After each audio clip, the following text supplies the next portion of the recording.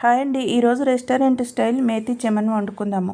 దానికోసం ఒక 50 గ్రాముల జీడిపప్పు తీసుకుని హాఫ్ అన్ అవర్ వరకు నానబెట్టుకోవాలి. ఇందులో ఒక 3 చిన్న టమాటాలు తీసుకుని పేస్ట్ చేసుకోవాలి.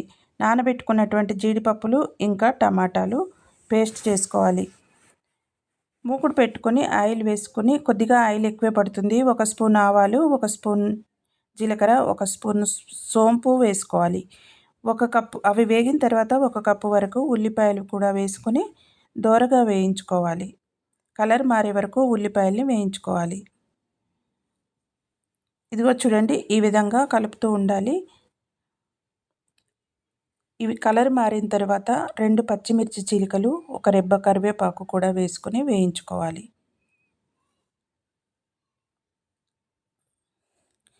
ఈ కూర చాలా టేస్టీగా ఉంటుంది. మనం రెస్టారెంట్లో తిన్నట్టే అదే టేస్ట్తో సూపర్గా ఉంటుంది ఈ కూర. ఇప్పుడు 1 స్పూన్ వరకు అల్లం వెల్లుల్లి పేస్ట్ కూడా యాడ్ చేసుకోవాలి.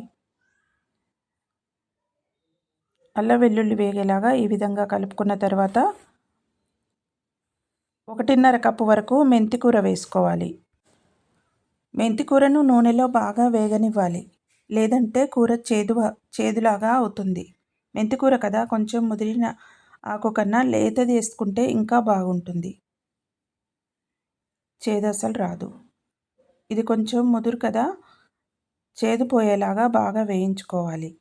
అప్పుడే రెస్టారెంట్ స్టైల్ టేస్ట్ వచ్చేస్తుంది.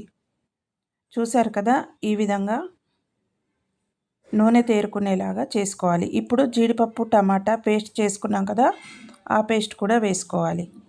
వేసుకొని కొద్దిగా వాటర్ వేసుకుని చక్కగా ఉడికించుకోవాలి. కొద్దిసేపు ఉడికిన తర్వాత ఆయిల్ తేరుకుంటుంది. ఇదిగో చూడండి, ఈ విధంగా ఆయిల్ తేరుకోవాలి. ఇప్పుడు రుచికి సరిపడా ఉప్పు, కారం, గరం మసాలా, ధనియా పౌడర్, కొద్దిగా పసుపు వేసేసుకోవాలి.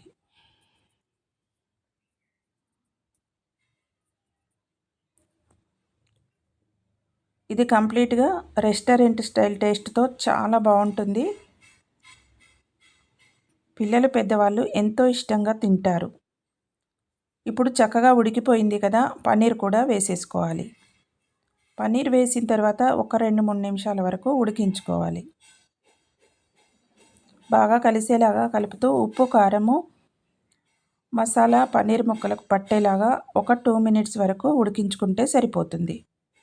ఇప్పుడు తరిగినటువంటి పన్నీర్ ముక్కలు కూడా ఇందులో వేసేసుకోవాలి. పన్నీర్ తరుగు కూడా చక్కగా కలుపుకోవాలి. దీనివల్ల కూరకు థిక్నెస్ వస్తుంది, ఇంకా టేస్ట్ కూడా వస్తుంది. బాగా కలుపుకొని ఒక 2 మినిట్స్ వరకు ఉడికించుకోవాలి. ఇప్పుడు 1 స్పూన్ వరకు నెయ్యి వేసుకోవాలి. నెయ్యి కరిగేలాగా పూర్తిగా కలిసేలాగా కలిపేసుకోవాలి. ఇప్పుడు కసూరి మేతి కూడా కాస్త నలిపి వేసుకోవడం వల్ల కూరకు అధికమైన టేస్ట్ వస్తుంది. మెంతి కూర కన్నా కసూరి మేతి వేసినప్పుడు కూర చాలా మంచి ఫ్లేవర్ ఉంటుంది. ఇది మేతి కూరే కాబట్టి కొద్దిగానే వేస్తున్నాం. ఇప్పుడు కాస్త లాస్ట్లో కొంచెం కొత్తిమీర కూడా వేసుకొని ఫ్రెష్ క్రీమ్ కూడా వేసేసుకుంటున్నాను. ఫ్రెష్ క్రీమ్ వేసిన తర్వాత ఎక్కువసేపు ఉంచొద్దు. ఫ్రెష్ క్రీమ్ వేసేసి కలుపుకున్న తర్వాత స్టవ్ ఆఫ్ చేసేసుకోవాలి.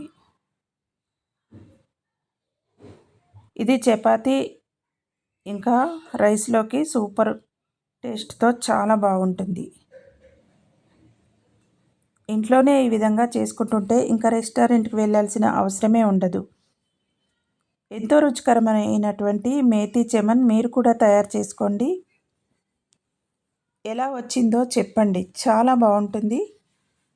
ఒక్కసారి చేశారంటే మళ్ళీ మళ్ళీ చేయాలనిపిస్తుంది.